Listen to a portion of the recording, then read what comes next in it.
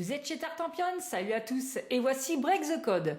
C'est un jeu pour 2 à 4 joueurs à partir de 10 ans pour des parties d'environ 15 minutes. Alors chers amis, il va falloir faire fonctionner vos méninges et vous allez tenter de casser les codes. Alors selon le nombre de joueurs, à 2 joueurs il faudra que vous deviniez le code de l'autre joueur qu'il a caché derrière son paravent, et à 3 et à 4 joueurs il faudra deviner le code avec les chiffres qui sont restants à côté de la boîte du jeu. Ça diffère un petit peu dans les explications. Quoi qu'il en soit, dans tous les cas de figure, chaque joueur reçoit en début de partie un paravent derrière lequel il va installer les 5 tuiles chiffres qu'on lui a donné au hasard, ainsi que sa petite feuille de score. On a mis aussi au centre de la table les 6 premières cartes, les autres forment un paquet.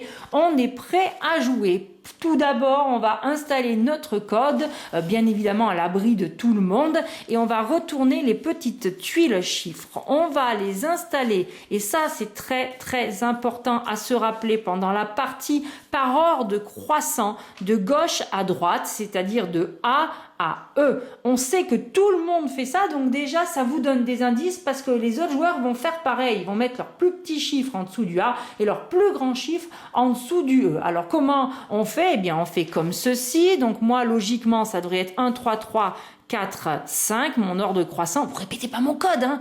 Si jamais vous avez 2 fois le même chiffre, attention, là aussi c'est important, le chiffre noir sera installé à gauche. Alors pourquoi c'est important?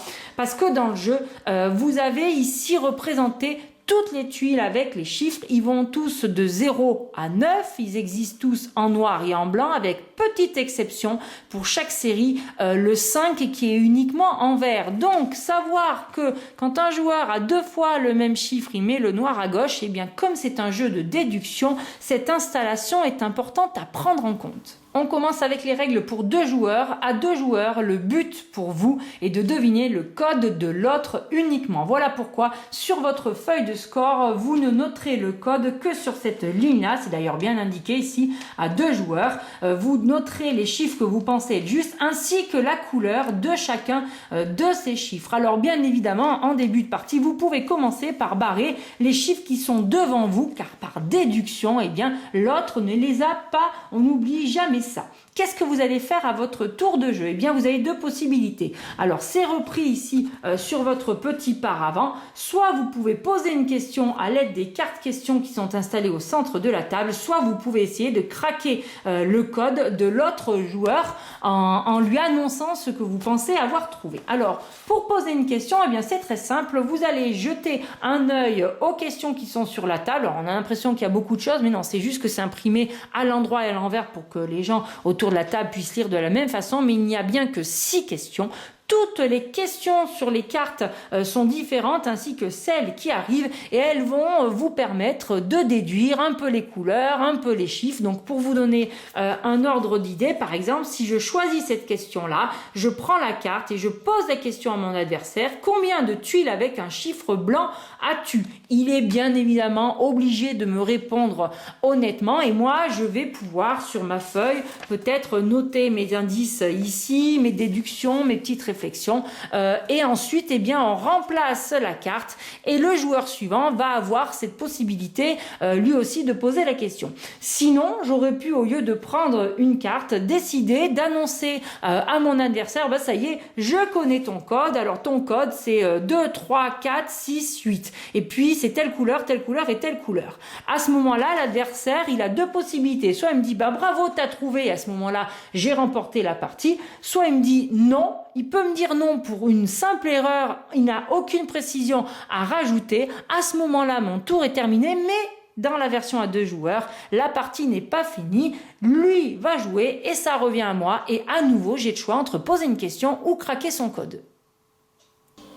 Pour préciser les cartes, on va regarder quelques exemples assez particuliers. Celle-ci nous demande de demander à l'adversaire où sont les tuiles 5.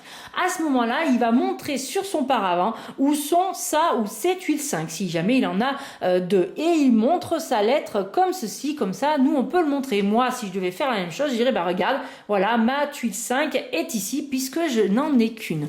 On a une question dans le même type, mais cette fois-ci, on vous demande où sont les tuiles 6 ou les tuiles 7. Vous ne pouvez pas poser la question pour les deux chiffres. En revanche, cette carte vous laisse la possibilité, contrairement à la précédente, de choisir entre demander pour les tuiles 6 ou les tuiles 7. Et là aussi, vous devrez montrer correctement ce qu'il y a derrière votre paravent grâce aux lettres.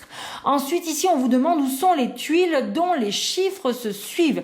Vous pouvez n'avoir qu'une série ou vous pouvez avoir plusieurs groupes. Regardez-moi ici, le 1 et le 2 se suivent, ainsi que le 4 et le 5. Donc à ce moment-là, je précise bien les groupes. Je vais dire, regarde, mon A et mon B se suivent, mais j'ai aussi un autre groupe où mon D et mon E se suivent. Et l'adversaire va pouvoir déduire tout un tas de choses. Et on a dans le même genre aussi les tuiles voisines avec des chiffres de la même couleur. Et bien là aussi, si vous avez plusieurs groupes, vous dites, là j'ai des tuiles qui se suivent, elles sont de la même couleur. Et là j'ai un autre groupe avec une autre couleur, mais les couleurs se suivent. Et l'adversaire va pouvoir prendre ses notes en conséquence. Si dans la partie, à un moment donné, vous n'avez plus de carte question, à ce moment-là, on déclenche la fin de partie. Alors tout à l'heure, j'ai expliqué que si je craquais le code de l'adversaire et qu'il me disait, c'est juste, tu as trouvé, tu as gagné, ça n'est pas faux, j'ai gagné. En revanche, il y a une précision à vous apporter, c'est que si jamais je suis la personne qui a joué en premier dans cette partie-là, on laisse quand même une chance à l'adversaire de lui aussi tenter de craquer mon code. S'il n'y arrive pas, là, je suis définitivement la gagnante. S'il y arrive, à ce moment-là, on a deux gagnants à égalité, on n'a plus qu'à rejouer. Pour une partie à 3 joueurs, chaque joueur va recevoir derrière son paravent 5 chiffres. Et donc, du coup, si vous calculez bien, 3 x 5, 15, il n'y a que 20 tuiles dans le jeu. Les 5 dernières tuiles se retrouvent au centre de la table.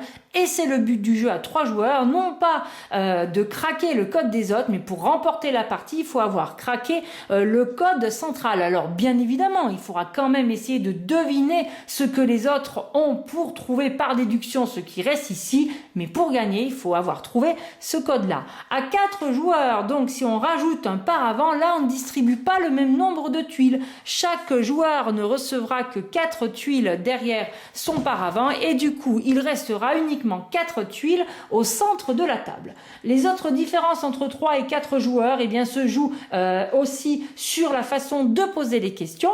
À 3 joueurs, vous allez prendre une carte, vous allez lire la question à voix haute et les deux adversaires seront obligés de vous répondre. Et la petite particularité, c'est qu'à 4 joueurs, vous prenez une carte au choix, vous la lisez à voix haute et tout le monde doit répondre, mais vous aussi. Donc là, ça change un petit peu la donne. À 3 et à 4 joueurs, au fur et à mesure de la partie, on va noter les informations sur ces lignes en plus en fonction des joueurs. Vous pouvez marquer ici le nom. Mais on va tenter de deviner le code qui est central. Dès que vous pensez l'avoir trouvé, vous le noterez ici, comme c'est expliqué ici sur votre feuille de score.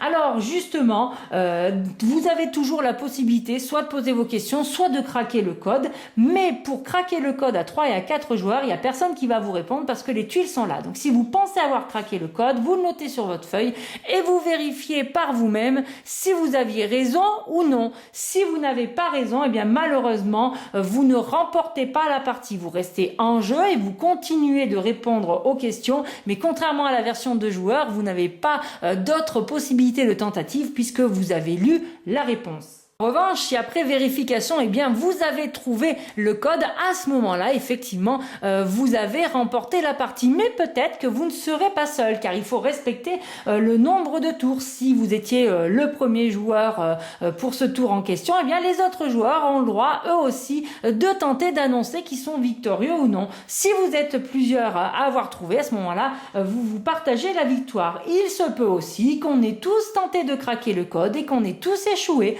À ce moment-là, on n'a plus qu'à recommencer la partie. Et bien voilà, chers amis, je vous remercie de m'avoir suivi pour les règles du jeu Break the Code. Je vous dis à très bientôt chez Tartampion. Et d'ici là, n'oubliez pas, amusez-vous bien!